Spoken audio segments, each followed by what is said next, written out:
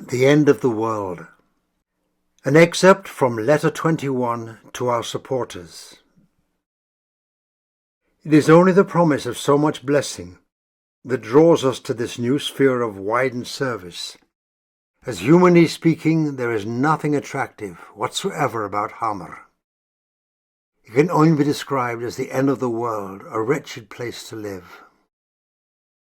We'd finally entered the lowlands, a country of scorched hills, dry sand rivers, and sprawling thorn brush, where lions roared outside the house after dark and the yard had to be scraped bare for fear of snakes. Rain fell for only a dozen days or so a year, and unpredictably, making any kind of farming a gamble. Famine and drought were perennial.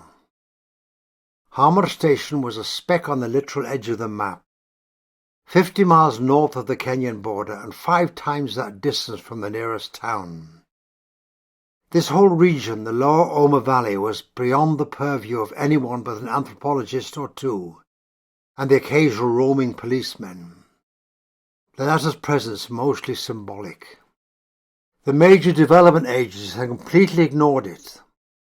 The government, for its part, had erected a school building in the middle of the bush, a landmark so incongruous with the local way of life that it looked more like an artifact of some forgotten civilization than the harbinger of a brighter future. The mission station lay halfway between the Hamar people's grazing lands and the Bunnas, 2 small nations of wandering, warring herders among a dozen such ethnic groups in the Omo Valley. They couldn't rely on the parched soil for sustenance, so survived by opening a different cow's neck vein each day, mixing the blood with milk. The lifestyle mirrored the harshness of the environment. Anything that lived here had to be lean and sharp, able to cut and kill. Take the Bunna community, for instance, whose main occupation and pastime seemed to be attacking neighbours, often for cattle, but frequently just for sport. Every boy aspired to one day to take a life. Elephant, lion, buffalo, or human, marking him as a warrior and winning the girl's adulation.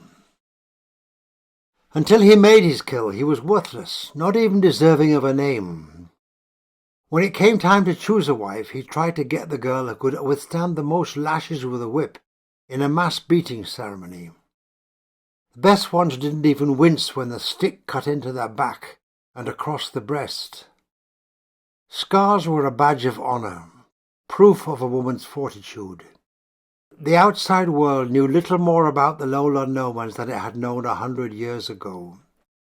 Before Jean and I had first set sail for Ethiopia, the only secular information I could find came from the sensationalized accounts of explorers and big game hunters who traipsed across the semi-desert with a company of heavily armed retainers, scrawling their wild-eyed observations in a diary, publishing them in florid Victorian prose back in England. The missionary literature available at the time cast an exotic fog over the peoples of southwest Ethiopia, unevangelized and living in pagan darkness. Hamar Station and environs, the end of the world. It was a vast, violent, sunburnt patch of scrub, but to me it was full of promise.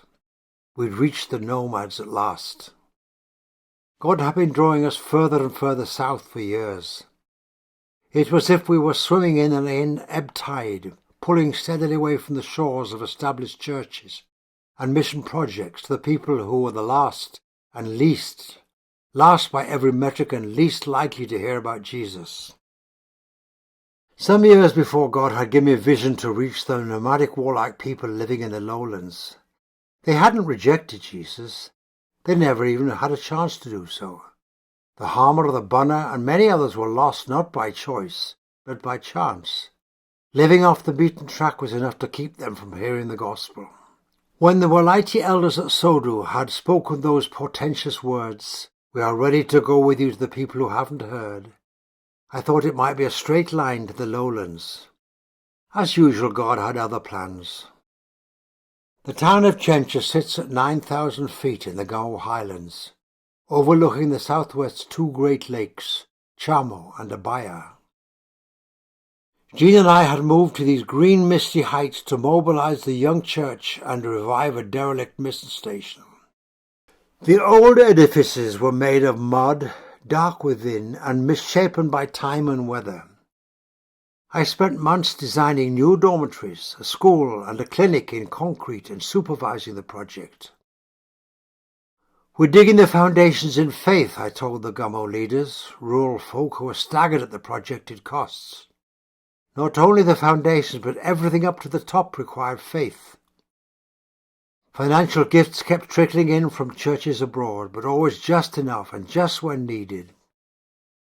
Construction moved along as if they were crossing a bridge whose planks were being laid one step ahead of our feet. By the time the bare structures were raised, a generous influx of cash furnished roofs.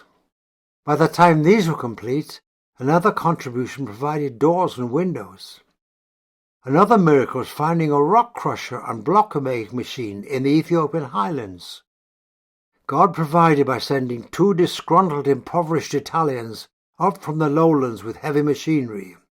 They were sick of toiling in sweltering bush country and had evidently run aground in business, partly through lack of demand and partly through dealings with unprincipled clients who hadn't been the paying type. They gladly contracted their services to us. Finally, a Canadian builder, West, joined the project at just the right moment to bring it together. However, upgrading the facilities was the lesser part of my assignment. I had two goals centered on the church itself. First, to encourage the ministry of the Bible school. This would involve persuading local pastors, the overwhelming majority of whom were illiterate, that it was not only worthwhile but urgent to learn the Bible. They're quite happy to send in a few young men to learn how to read, but these held no authority in their respective churches, so their training did nothing to change the status quo. The local congregations continued to be presided over by unlettered older men, woefully ignorant of Scripture. They could have overcome 1,000 practical and theological challenges just by learning to read. By the time we arrived, the principle was starting to be accepted.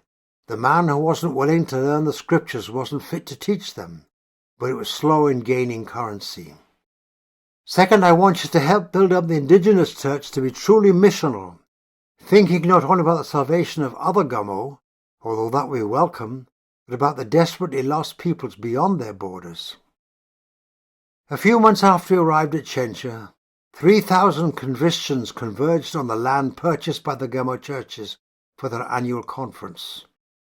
It was the biggest event of the year, featuring 4 days of preaching, each sermon long enough to rupture the patience of those accustomed to hearing the closing benediction at 45 minutes sharp, and many impassioned pleas to the attendees to stop playing with the world and devote themselves entirely to the Lord's service. One preacher spoke movingly about God's work amongst the lost. Evangelistic fervor had been waning for several years, so he knew it was the influence of the Holy Spirit when the hearers responded by offering their meager finances to support itinerant evangelists.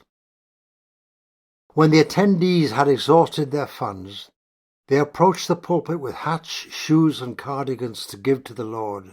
An evangelist who seemed to own only one old off-white shirt and a tattered jerkin gave away the shirt, passing the remainder of the conference with only the jerkin to cover his torso.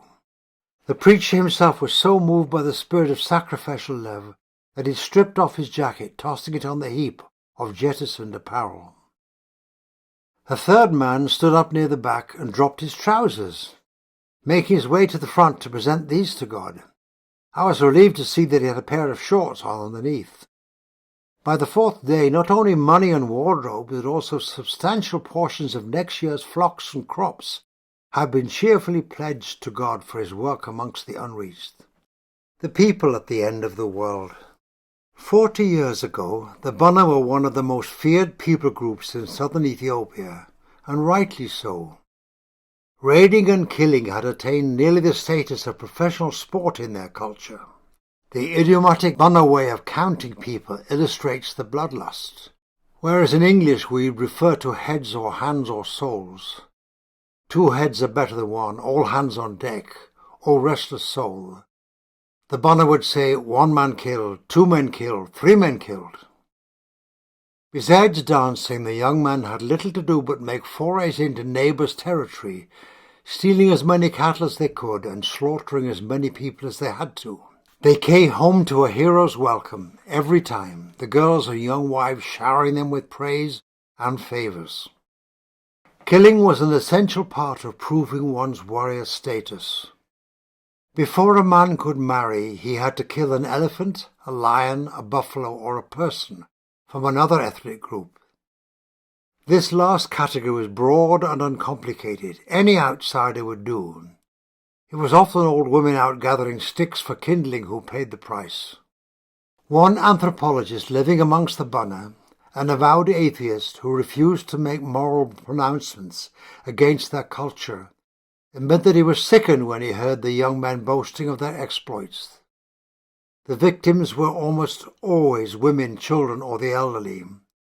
Moreover, the kill was usually carried out in the most brutal fashion, the killer eviscerating his victim and spreading out the bloodied remains, frolicking in the gore until he was coated in it and could present his blood-smeared upper body to the women at home as proof of the deed.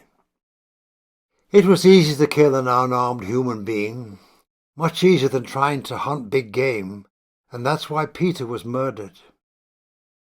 Peter came from the Ari people, a large ethnic group just north of the Bana that lived in relative peace with their more warlike southern neighbours. He began life with an extreme disadvantage. Already born into poverty, his conspicuous cleft lip marked him as an accursed child in the eyes of the family and wider community. There was only one thing to be done with babies born this way. Peter was left in the bush for the vultures and wild animals to dispose of. Keeping him would have meant bringing the curse on the whole village. God in his mercy found Peter. The gospel had just reached the Ari, and one of the first believing families in Peter's village courageously took the cleft-lipped infant into their home. Growing up under the care of his Christian adoptive parents, Peter never forgot that the gospel had saved him in this extraordinary, tangible way. Later he came to believe that he had been saved for the purpose of sharing it with those who had never heard. Peter grew into a serious-minded young man. When missionaries at the old town of Bako began opening schools and running literacy programs, he was one of the first to attend. As the number of believers in the Ari tribe grew rapidly, churches began to form, and a Bible school was founded to train pastors and leaders. Peter's cleft lip made his speech a bit awkward, so he never expected to be a preacher. But one day he heard a call for the evangelist to go and live amongst the Bana. His heart leapt. As a boy, he'd picked up their language by herding cows alongside the Bana boys in the safe zone, the sprawling no-man's land between the villages. He knew this was God's preparation.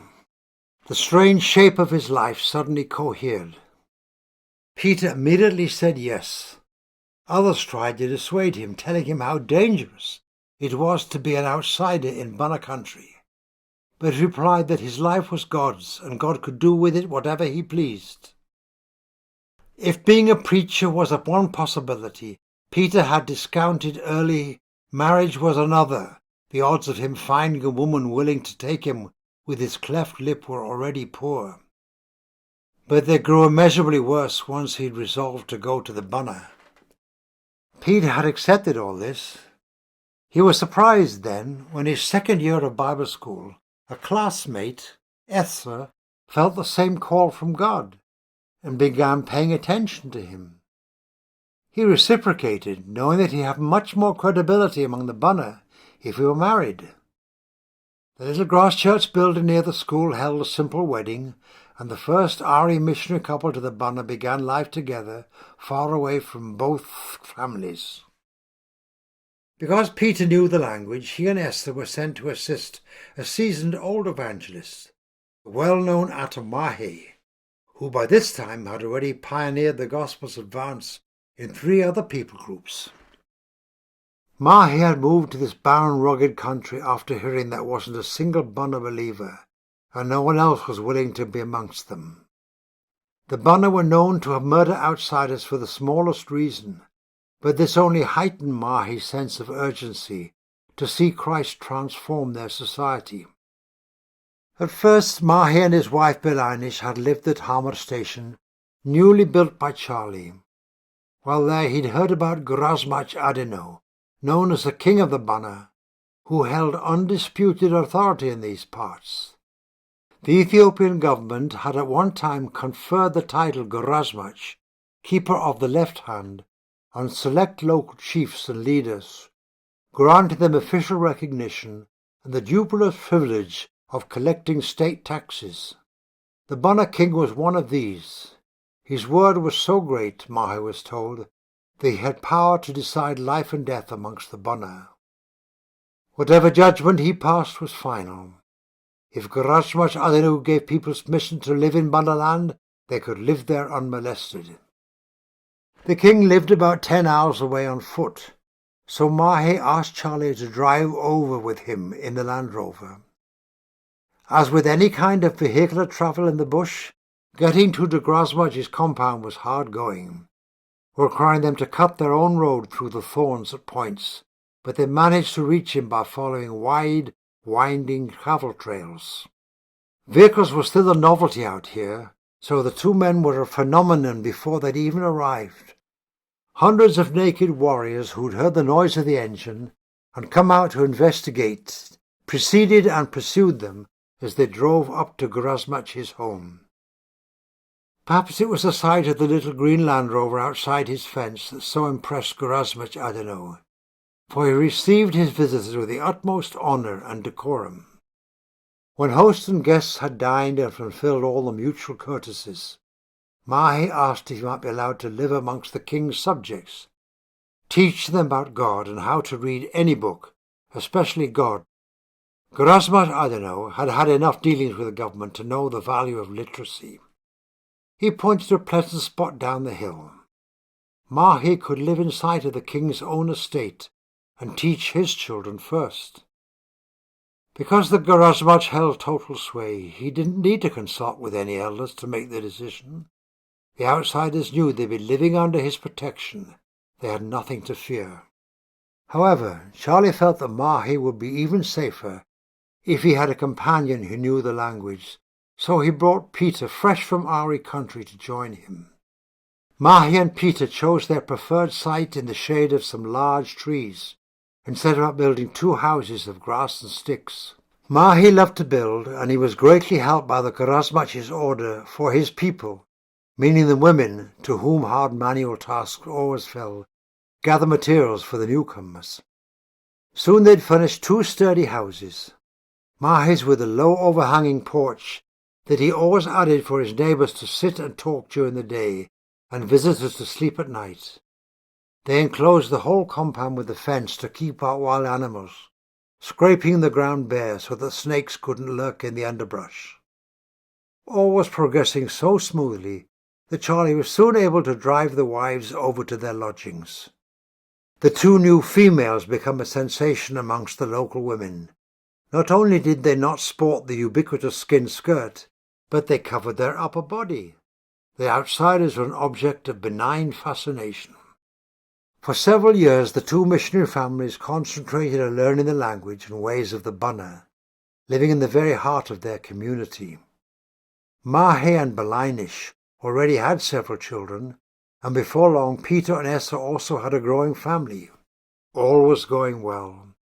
God had favoured them with a choice location and an open door for outreach under the powerful auspices of the Grasmach. It was the birth of Peter's 3rd child that caused a sudden change of plan.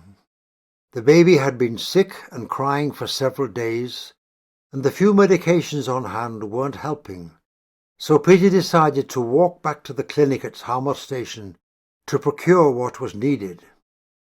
It was a 10-hour walk through the bush, but he could probably run it in 8, and by this time he felt safe enough to go alone. He left home at daybreak. Arriving at the station that afternoon, he described his baby's symptoms to the nurse got the medicine, and started the long walk back. The sun was dipping below the horizon. He didn't mind walking by night, but he knew there were lions about. And besides, it had been a long day. His strength was flagging. He decided to pass the night with a local family he stayed with previously along his route, intending to wake early and finish the homeward journey. Several other travellers had also taken shelter there, coming in out of the dark wilderness where the brush was stirring with predators. Peter rose at first light, gathering up his shawl and the precious medicine. He was anxious, no doubt, to see how the baby was faring. As he was about to leave, one of the other travellers, a young bonnerman, got to his feet. He was going the same way as Peter. They could walk together.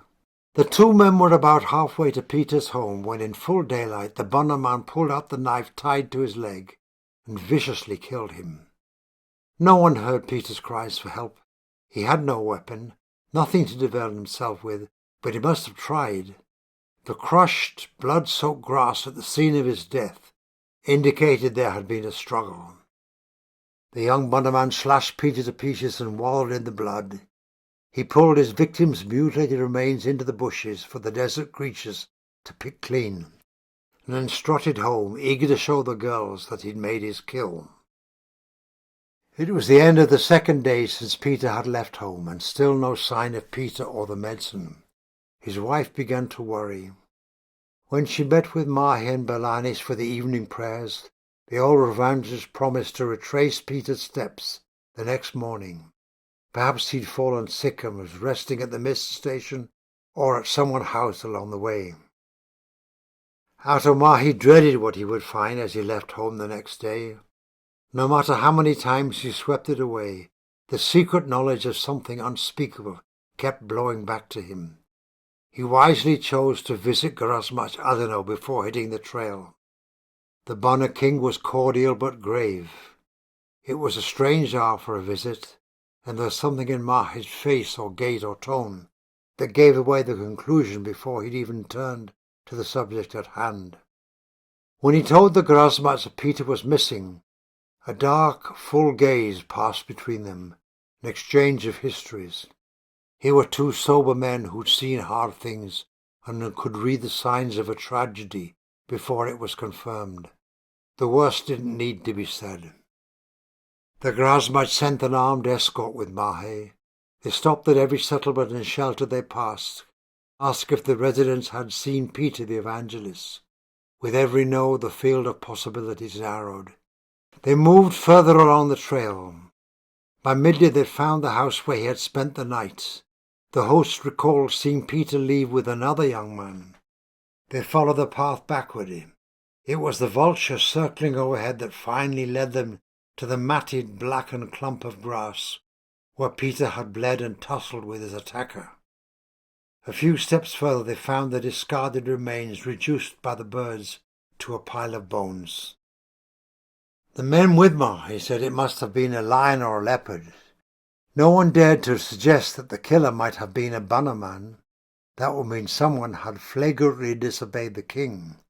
But Mahi knew the truth. Heart-sick, he proceeded to Hammer Station, flanked by the Grasmach's guards, and broke the news to Charlie. Charlie immediately agreed to retrieve the wives and children in his Land Rover, pausing long enough only to collect some tools for a quick burial. The men drove back to the site of the murder and buried Peter's remains where he'd fallen, putting a simple marker over his grave. Charlie thanked God for Peter's brief life, given and taken for the gospel's sake, and Mahi prayed that the seed sown into the ground would bear much fruit in years to come. It was a grim party that finally pulled up at Mahi's clearing in the bush. They dreaded the wailing of Peter's widow, public grief of a bereaved woman, but there was none. Esther sat quietly, holding her children close. As the men told her where they'd found Peter, Charlie gently offered to take them back to Hammer. Surely the family would want to grieve away from this terrible place where nothing was safe or assured, where a man could be killed for nothing and without consequences. The woman would probably return to her native Ari land as soon as possible. To their amazement, Esther looked up through her tears and said that she wanted to stay for 2 more weeks. This was her chance to give a final testimony to the many Bana women who would be coming to mourn with her. Mahi later said that she preached to more people, men and women, in those 2 weeks than he did in a lifetime. Bana women streamed to the house to add their lament to hers. Now it was their turn to be amazed. Esther told them not to weep for her. She knew she would see Peter again in heaven. But did they have any such hope for themselves or their loved ones after they died? It was the most powerful witness she could have given in Ethiopian culture. No one will ever know the full impact of her words and presence in those final weeks. But she did all she could. She knew that she'd never come back. Ari widows rarely remarried, and Esther would have to raise her children as best she could, with the support of the churches at home. Soon after hearing the news, Garashmach Adeno sent for Mahi. He too knew the truth. One of the young men had ruthlessly taken Peter's life, and no one would turn in the culprit. The Garashmach was sorry, but he had to inform Mahi that the situation was no longer safe for anyone. Once word spread that the outsiders could be killed with impunity, it would only be a matter of time before some other cowardly upstart repeated the act. The Bana king had to ask the evangelist to leave. It was Mahi's darkest hour. The work amongst the Bana, so promising at the start, had been dealt a mortal blow. Somewhere a man was being celebrated for the heroic feat of killing a defenseless stranger in cold blood. It was too much to bear. Satan seemed to have had his way. Mahi packed up the few belongings they'd brought to this distant outpost and climbed into the Land Rover where Charlie was waiting. During the 3 years that Ato Mahi and his family lived at Hammer Station, while Charlie was absent, Jean and I were asked to fill in. Although filling in meant taking a full week or 2 every month, as we did a balancing act between the lowlands and the mountains, trying to oversee 3 different stations at once. Chencha with its sharp, heady mountain air and lengthy spells of cold and fog was the stark antithesis to this land of blazing sun and thorn bushes. Kamba spread across the plateau with a soaring vista over the lower hills towards Kenya, lay in between. For the children, 2 of them were at boarding school, visits to thorn-encircled lowlands provided a welcome respite from the cold and damp. I'd been from Kamba to Hammer 3 times overland, twice on 9-day mule expeditions, and once on the nearly fatal tractor misadventure, so I was thankful for Charlie's airstrip, which allowed us to come and go with ease. Every month I returned to Chencha to meet with the leaders of the rapidly growing Gummo Church. On one of those trips I received a strange summons. A man I'd never met sought me out between meetings to give me a note. I smoothed the folds of the paper and read the single line in Amharic. Someone at the prison wanted to meet me. There were no further details except the signature difficult to make out. Gersho, a Bana name, wasn't it? Odd. I puzzled over the message. I'd never devoted much time to prison visitation, but I was more than a little curious, and I felt God nudging me to go. Chencha was a remote town in an already isolated, underdeveloped province, but it was the seat of local government. It featured a high court and the only prison for many miles authorized to carry out executions, so all kinds of perpetrators were dragged up from neighboring regions to await hanging. I arrived outside the prison and asked the guard on duty if he knew of a Gersho. "Oh yes, Gersho," the guard replied. "A very unusual man, very strong, but very unusual. He's the prison chaplain, and we trust him a lot. You're here to see him?" "Yes, may I?" In a minute a tall, impressively built man appeared at the gate. He was shirtless and shoeless, wearing only a faded grey suit jacket and trousers, holding a Bible tightly under one arm. When he smiled I saw the mark of a true Bana warrior, a gap where he had his 2 front teeth knocked out voluntarily in a show of pain tolerance. His hand closed powerfully around mine in greeting, and all I could think was, God has chosen this man. This was the Lord's means of working a great reversal. Gershow, I said, that's a Bunner name, isn't it? Yes, it is, he looked pleased. That's what I thought. So what's a Bunner doing all the way up here? The story unfolded. In his youth, Gershow had been one of Bunnerland's most infamous killers, far exceeding the minimum requirements for warriorhood. Not only had he murdered many people, apparently he'd done his part to deplete the local lion, elephant and buffalo populations, now tottering on the edge of extinction. In the old days there were no hunting restrictions or wildlife preserves, nor laws to prevent young men with rifles from taking as many hides and tusks as they wanted. The government would periodically round up some of the Opo Valley's worst offenders and cart them off to prison. It was an appalling patch of country where the different ethnic communities were constantly at each other's throats. This hadn't much changed, I thought. Murder was rampant. The ratio of convictions to crimes deplorably low, because they lacked the manpower to keep the peace and because the locals kept a conspiracy of silence. The government relied on delegated chiefs and leaders to hand over perpetrators. In fact, their salaries depended on it. When Gershow was coming into his own as a fully grown delinquent, things were so bad that the authorities seized the Bunner king and held him captive vicariously until he turned over the most egregious felons. He complied. Among others, he gave them Gershow. That was 17 years ago. The police marched Gershow up to Chencher, a world away from his rugged native bushland, to await hanging.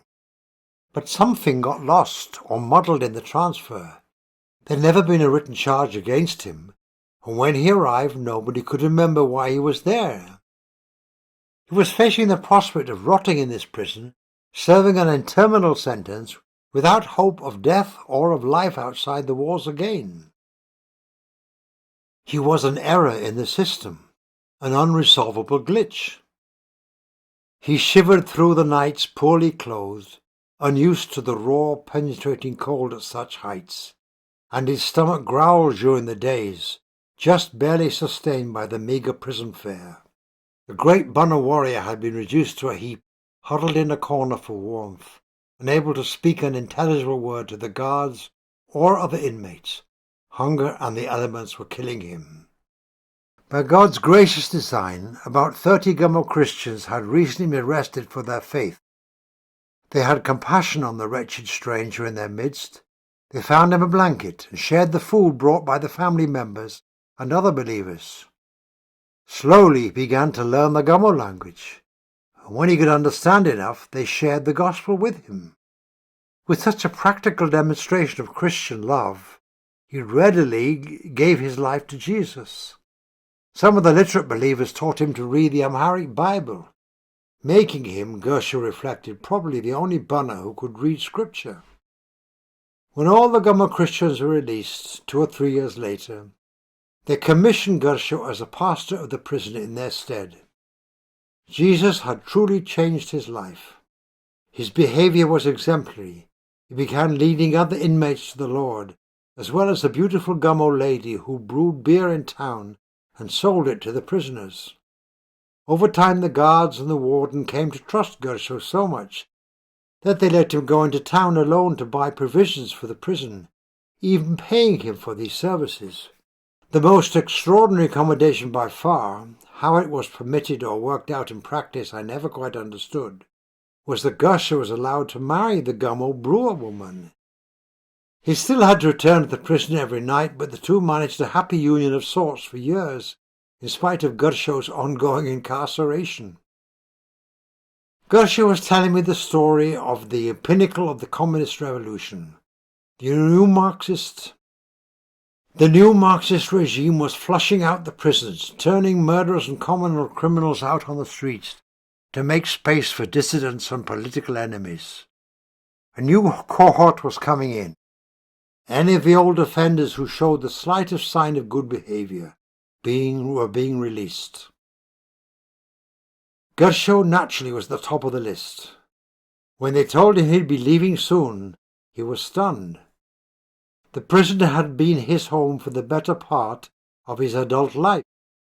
He thought his life's work would be here.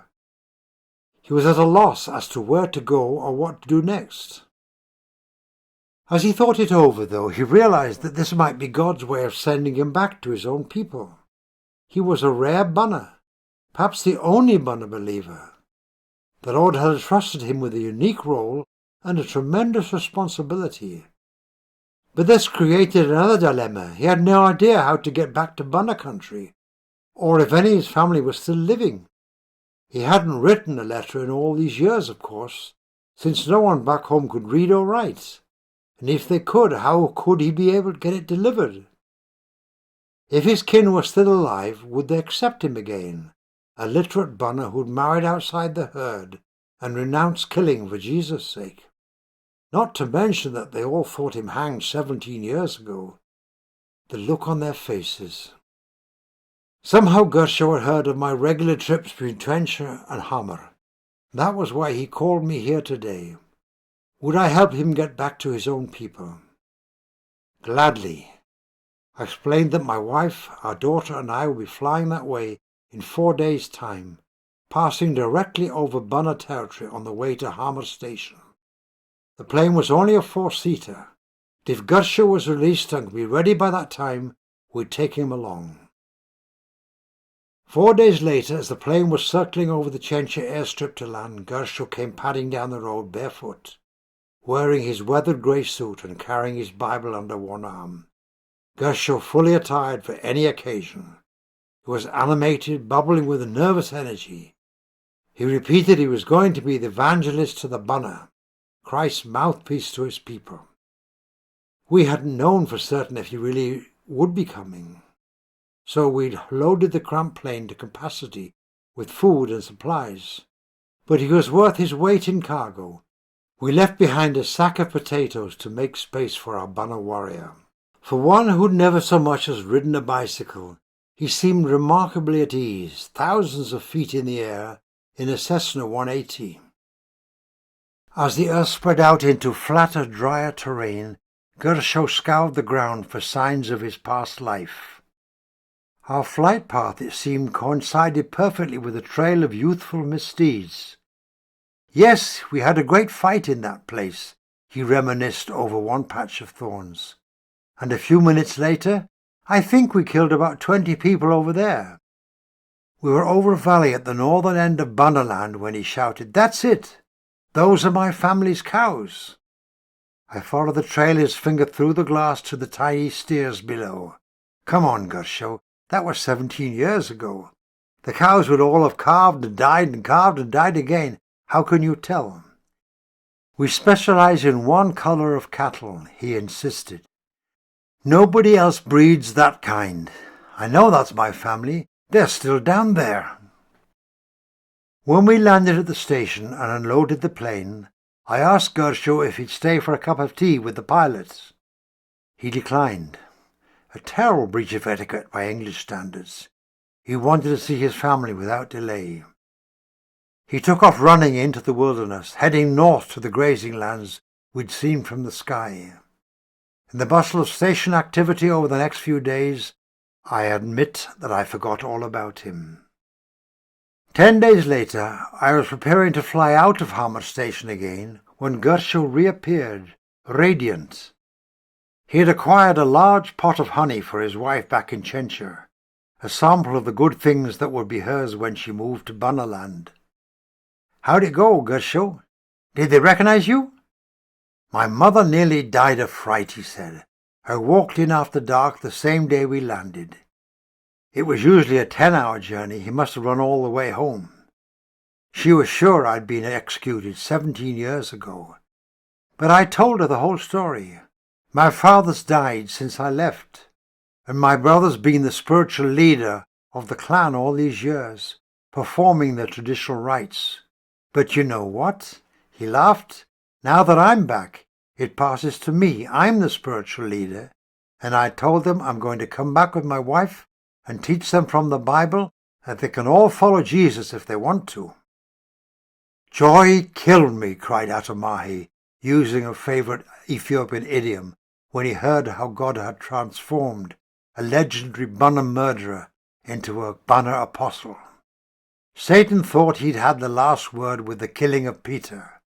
Gershow's story was the perfect rebuttal. The Lord, the author of poetic justice, does irony best. Some weeks later, Gershow moved back to the lowlands with his wife, now pregnant with their first child.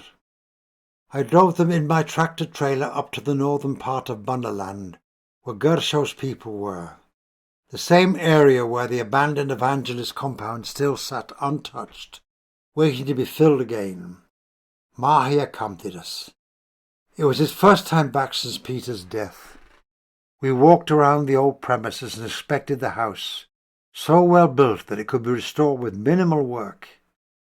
It occurred to me that the relatively bald patch of land beside the fence where they had cleared trees to get wood for the houses was ideal for an airstrip. 600 yards of sandy, gently sloping soil with only a few shrubs to be pulled up. Gershow's influence, plus the intriguing thought of an aeroplane landing in the bush, soon mobilized a large labor force of Bana neighbors, even men, who were rarely caught working. It wasn't until the end of our time at Hama Station that I fully appreciated how great an instrument Gershow was for the kingdom spread amongst the Bana. One day I asked him how it was possible to reach his people more effectively with the gospel. We'd had other evangelists working there for a decade with little or no success. Monoculture was opaque to them. They couldn't find an inroad for the message of Jesus. "Ah," he replied, "then you never knew how God has prepared the Bana to receive the gospel. I want to take you to one of our cow jumping ceremonies where the young men are initiated as warriors. Your evangelists don't like going to those events because they know how gruesome they are. But if you watch, you'll see how Jesus has been at work in our culture." The day before I was to leave Hama Station, Gershow and I arrived at a large clearing teeming with spectators. The air crackled with expectation. Young women wearing their finest skin skirts laughed and jostled each other, chests bare, faces adorned with streaks and swirls of many-colored clay. As the first event began, serious-faced men ran in from all directions, carrying bundles of long, flexible sticks, taller than a man. I'd heard some details of the ceremony and knew what awaited the women, but first the critical bull jump itself had to be performed. About 30 cows had been made to stand flank to flank in a long quivering row, kept in place by 2 lines of men who were gripping and twisting the poor beasts' tails and noses. The cows trembled from the ordeal, but continued standing steady. The initiate himself was warming up for the feat, leaping high into the air in a sort of ecstatic fervour at one end of the line. Without warning, he launched himself onto the first cow. The crowd's voices swelled, egging him on, playfully jeering. He ran along the line of slippery, heaving backs, crouching and keeping his arms outstretched to maintain balance. When he reached the end, he jumped to the ground, turned, and repeated the run in reverse. Friends and relatives cheered wildly. He was supposed to make the run 3 times, but he slipped and fell on the third, causing pandemonium as the handlers let go of their cows and the vexed creatures bolted in all directions. The crowd shouted and shrieked with delight, fleeing from the stampede. "He's actually supposed to fall the last time," Gershow confided as the crowd, unscathed, composed itself for the next part. Watch what happens. The drama's more gruesome second act commenced with the whipping of the initiate's female relatives. With the cows dispersed from the arena, the men pulled out the long sticks they'd brought and advanced towards a line of young women opposite, each girl standing about 10 feet from the next. The young man's fall had been orchestrated to play into the loosely scripted threats and taunts between the men and the soon-to-be bleeding women. "It's all your fault," shouted the men with the sticks. If you'd fed him better, he wouldn't have fallen. The girls stepped forward, staring down their aggressors and yelling back defiantly. Go ahead. Hit as hard as you like. We're not afraid of you. We've been beaten by our fathers our whole lives. You'll see how strong Bunna girls are. I watched horrified as the girls lifted their arms above their heads, inviting the blows. The men swung their sticks back, then snapped them forward quickly to inflict maximum pain. Each stick was flexible and only as thick as a man's little finger, lashing the woman's bare back and often curling around to strike the breast. You won't see them bat an eyelid, commented Gershon. The girl who walks away from the whip will bring disgrace on her whole family, and she'll probably never get married. They'll stand there and bleed till they're unconscious if the old men don't go and pull them back. This is how a woman shows that she won't give any trouble when it comes time for childbearing. He was right.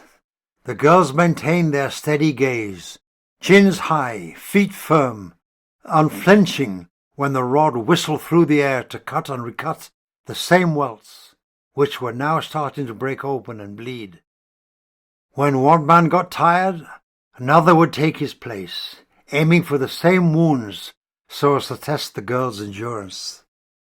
The girl with the most flayed back at the end of the day were probably the most marriageable, fetching her family the highest dowry in cows. This lurid spectacle dragged on for half an hour. Just as Gershon had said, one of the unfortunate favourites was starting to sway, dizzy from blood loss. She would have fallen in a pool of her own blood if an old man hadn't stepped in to catch her, rescuing her from further strokes. Usually at least one girl dies after every ceremony, from infection or blood loss, Gershon murmured. It's expected. I was appalled.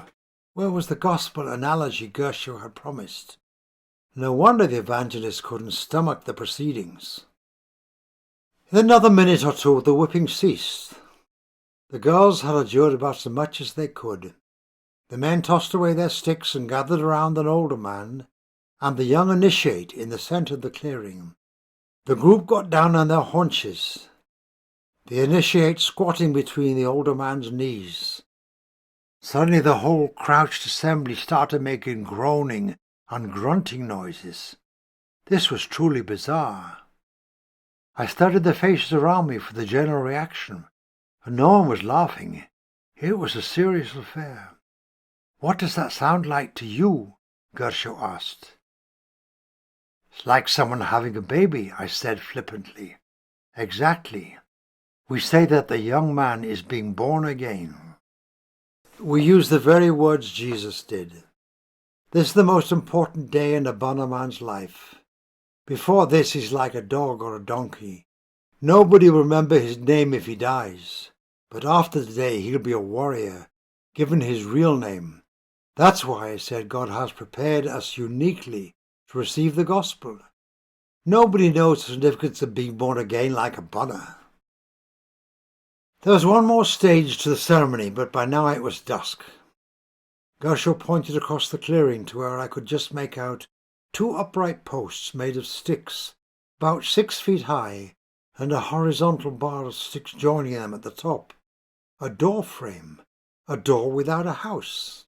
I am the door. He who enters by me shall find life, Gershon said, watching my face intently. When the initiated passes through that door with his namesake bull, the two will be bonded and he'll at last be a warrior. It's the final piece. Now, we Bunna don't even build real houses, so why would God have made us build such a door? Unless it was for us to understand what Jesus meant by those words. You see, God has been preparing us all this time. The shadows stretched around us. I watched the initiate drive his bull ahead of him through the door. His posture and bearing had changed since the start of the event. He looked more self-assured, more serious, more like a man. I'd once talked with a missionary linguist who had lived amongst the Bunna, the first to compile a grammar and dictionary of their tongue. There were critical gaps in her lexicon. She'd never been able to find the words for love, mercy, or forgiveness. It sounds shocking, she said, but I've concluded after spending years in this culture that the reason the Bana have no words for those things is because they've no concept of them. Perhaps so. These people lived at the end of the world, feared and neglected, cut off from any rays of the light of Christ. When human culture runs its course, apart from the restraints of Christian worldview, cruelty and callousness and revenge are the norm. The Roman world certainly had no categories for things like forgiveness until the gospel appeared. But Gersho has shown me as an incredible thing. God had hidden a few treasures in Bana tradition for untold generations, biding his time until a Bana would come along and unearth them in the light of Jesus. The evangelists had never been willing to observe this ceremony, yet it was precisely amid such violent rites that God had buried gospel gems. Gersho saw the brilliant grace of God in these redemptive analogies. They were enough to go by, enough to lead his people to the knowledge of Jesus. The work of the kingdom often seems slow, painfully slow, especially amongst people who have never been exposed to anything of Christ. But decades after Gersho returned to his homeland, the Bana church was in the hundreds. They'd felt God's prompting to reach their own people and even to send evangelists into their troubled and increasingly exploited nomadic and semi-nomadic neighbors, with whom they often been at war. Every detail of Gersho's story sparkled with beauty of the Lord's subversion, his grand turning of the tables after Peter's murder. God had even put his hand in the stream of wider political events, using Ethiopia's Marxist ferment to free Gersho from prison at the right moment. It was all the most perfect when we discovered by Gersho's own admission that he was related to Peter's murderer. Satan thought he'd won the day when he caused one of my brothers to kill Peter, the Bana evangelist told us. But he didn't know that God had already prepared his response by throwing me into prison 14 years earlier. That truth sits at the heart of everything. Every loss and injustice, every situation aching for a remedy, God has already prepared his response.